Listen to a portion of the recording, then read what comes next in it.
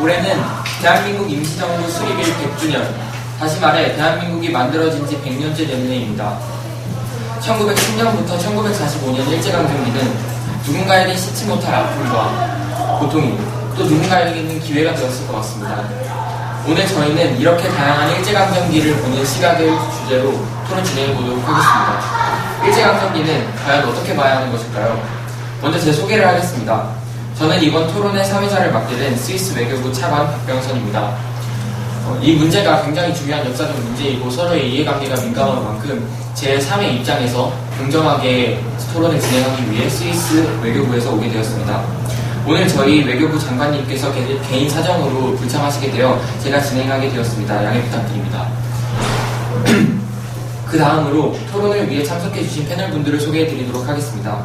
먼저 고종 전 형제님, 독립운동가 이회영 선생님, 이완용님, 일제강점기에 강제징용으로 끌려가셨던 김태희님, 미쓰비시 일본 사업가 진유진님 자리해 주셨습니다. 그리고 토론에 참여해주신 패널분들의 인사 말씀을 간단하게 들어보도록 하겠습니다. 제가 먼저 하겠습니다.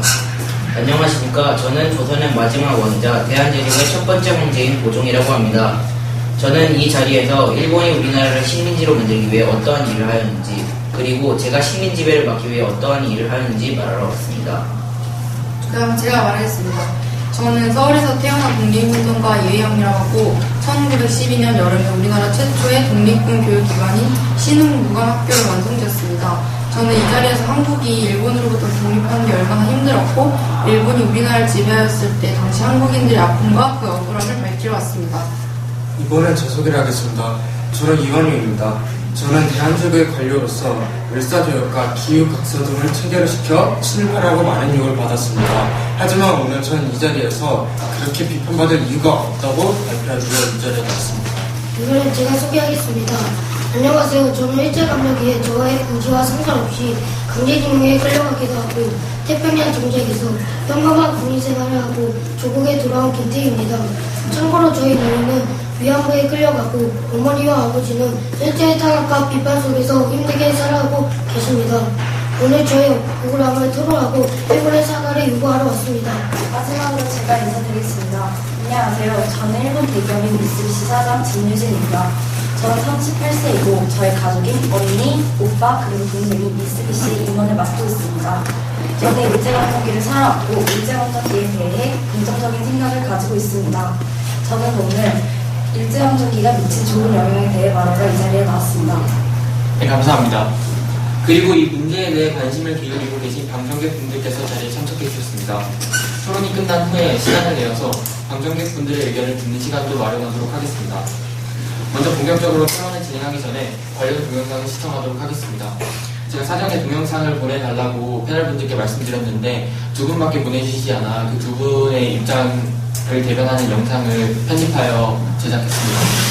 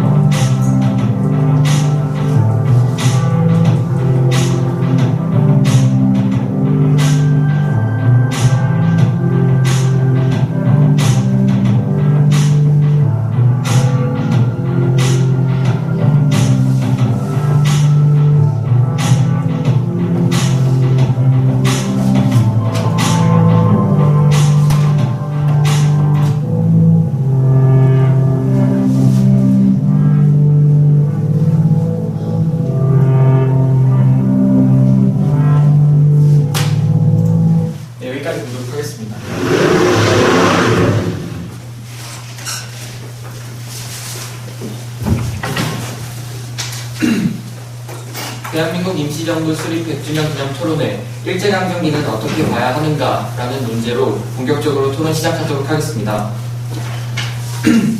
먼저 첫 번째 쟁점으로 일본이 한국을 식민지로 삼기까지의 과정 그리고 한국을 식민지로 삼고 나서 했던 행동들은 합리적이었는가에 관한 문제로 토론 진행해 보도록 하겠습니다. 먼저 발언하실 분 계시면 자유롭게 발언해 주시기 바랍니다. 제가 먼저 발언을 해보겠습니다. 저는 일본이 조선을 식민지로 삼는 것은 매우 합리적이라고 생각합니다. 이 사회진화론이라고 아세요? 모르시는 것 같으니까 제가 설명드리겠습니다. 사회진화론이란 1870년대 이후에 들어온 이론입니다. 이 이론은 강자가 약자를 지배하는 것을 자연의 법칙으로 주장함으로써 제국주의의 정당화에 기여한 이론입니다. 일제강점기 시대였던 1910년대 전부터 사회진화론은 전 세계로 퍼졌습니다. 그러므로 그 당시 강자였던 일본이 약자였던 조선을 식민지로 삼는 것은 매우 당연한 것이고 합리적이라고 생각합니다. 저도 한 말씀 드리겠습니다. 아까 전유주님께서 약육강식이라는 얘기를 하셨는데 그 말이 맞습니다. 일본은 이 당시 산업화가 진행되면서 자본주의가 등장하였고 그에 따른 공급관이라는 문제가 생겨났습니다. 그리고 이 문제를 해결하기 위해 조선을 식민지로 삼을 필요가 있었고요. 그리고 조선은 일본이 자신들을 식민지로 삼기까지 과정을 제대로 막아내지 못하고 식민지가 되어버린 것입니다. 이것은 어쩔 수 없기 때문에 정말 합리적이라고 생각합니다. 제가 말하겠습니다. 먼저 자기 나라가 식민지가 된다는 것은 아무도 원하지 않는 일입니다. 하지만 저희 나라는 한국인들의 동의 없이 마음대로 일본이 저희 나라를 식민지로 만들었고 그것을 보아서 어떻게 이게 합리적인 방법으로 식민지를 만들게 된 과정인지 이게 어떻게 합리적이나 싶습니다. 이에 대해 저도 한 말씀 하자면 청일전쟁에서 이긴 일본은 을사늑약 체결을 강요했는데 을사늑약은 국가의 유교권을 넘기고 일본의 보호를 받는다라는 조항이 있어서 신하들의 동의가 아닌 왕의 동의가 있어야 하고 왕의 도장까지 필요합니다. 하지만 을사오작은 왕의 동의 없이 이 을사늑약을 체결해가지고 일본은 이 을사늑약을 진실로 받아들여 태계에 공표하고 우리나라의 외교권을 빼앗았습니다. 이거는 효력이 없고 말도 안 되는 조항입니다. 저도 한 말씀 하겠습니다. 제가 어렸을 때 일본이 나라를 차지하고 저희 집안의 땅과 곡식 물건들을 가져온 것 같습니다.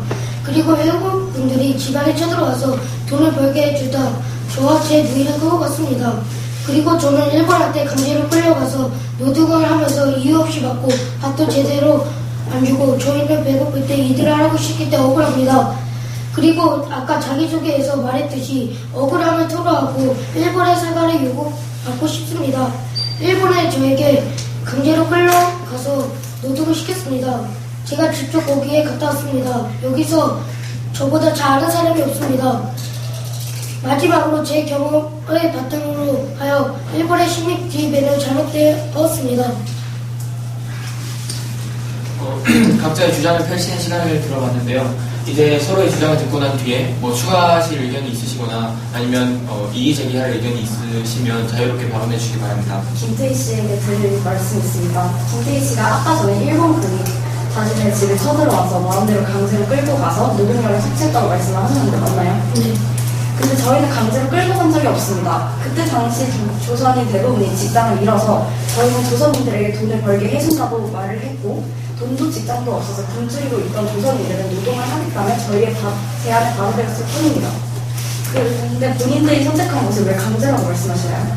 저희 입장에 생각해 본다면 그때 당시 저는 어쩔 수 없이 가난했고 그때 폭력을 당하면서 협박을 당했습니다.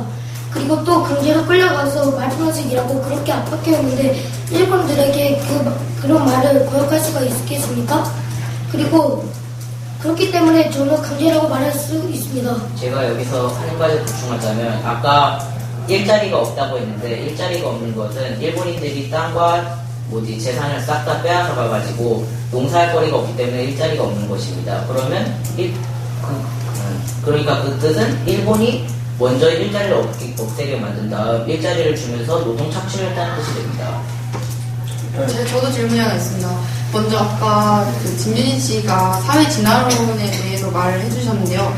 이것은 사회 진화론에 대한 사회 진화론에 대한 이론이 맞느냐 아니냐에 대한 문제라고 생각합니다. 저는 그렇기 때문에 일본의 식민지가 된다는 과정이 그 이론에 대해서 대입시켜봤을 때 별로 맞지 않고 그 이론에 대해서 맞느냐 아니냐만 따지는 거라고 생각합니다. 저도 한 말씀. 아까 이 사회적 룰을 만려가 하시는데 당연히 맞는 것이죠. 왜냐하면 일본 자체가 당신의 한국 나라를 일단 저희 땅이 있으니까 제가 그 안에서 친일파 짓을 해내긴 했지만 이로 인해 당신들을 먹혔습니다. 이것은 강자와 약자가 분명히 나뉘는 행위죠. 그러니까 지금 사회 진화론이 정확하게 대입되어 있는 겁니다. 하지만 그 사회 진화론이라는 것이 확실히 맞다라는 주장은 어디서 나온 거죠? 전쟁으로 퍼졌으면 일본도 그거에 맞게 따라가겠습니다. 이에 대해 한 말씀 말씀드리자면 일본도 근대화를 늦게 한 나라 중에 하나입니다. 만약에 일본이 근대화를 늦게 했다면 일본 또한 우리나라처럼 다른 나라에게 먹힐 수도 있습니다. 만약 이때 일본이 우미호 사건과 뭐 그런 을미사병 같은 일을 계기로 근대화를 늦추지 않았다면 우리나라도 충분히 근대화를 하러 정복을 당하지 않았을 것입니다. 그럼 그렇게 하셨어야죠. 왜 그렇게 하지 않았습니까? 을미사변은 제 부인 왕성왕후를 죽인 쿠데타 사건입니다. 이로 인해 정권은 매우 흔들리게 됐고 사건의 진상을 파악하기 위해 여러 가지 힘을 썼기 때문에 근대화에 힘을 쓸 수 없었습니다. 지금 이완희 씨가 말하는 거는 약자니까 당연히 강자에게 굴복해야 한다 이런 말씀이신데 저는 이게 어떻게 딱 합리적이라고 얘기하는지 의문이 듭니다. 네. 당신들 호랑이가 사슴한테 먹히는 걸 봤어요? 아니잖아요. 호랑이가 사슴을 먹습니다. 강하니까 그런 거라고요. 당신들이 약하고 억울하면 당신들이 강해지면 될 것이고 강한 편에 들고 싶으면 저처럼 머리 숙이세요. 머리 숙이고 강한 자한테 들어가서 강해지면 되는 것이 때문입니다. 하지만 이게 어떻게 합리적인 거죠? 강자라고 해서 약자를 누르는 것이 과연 옳은 일인가요? 저는 옳지 않다고 생각하는데. 옳고 그름을 지나서 당연한 일인가? 진리예요. 지금 누굴 먹지 않으면 죽을 수밖에 없는 거예요. 진리 합리적이지는 않다고 생각합니다. 저희는 합리적인 것에 대해서 얘기하는데 저는 이것은 합리적인 거 아니라고 생각합니다. 네, 이거에 대한 거는 여기까지 하고 그리고 또 아까 김태희님의 발언 중에서 강제로 끌려갔다라고 하셨는데 또 강제로 끌려가지 않으셨다, 자발적이었다고 했는데 어떤 게 사실인지 좀 그거에 대해서 얘기를 다뤄봤으면 하는데요.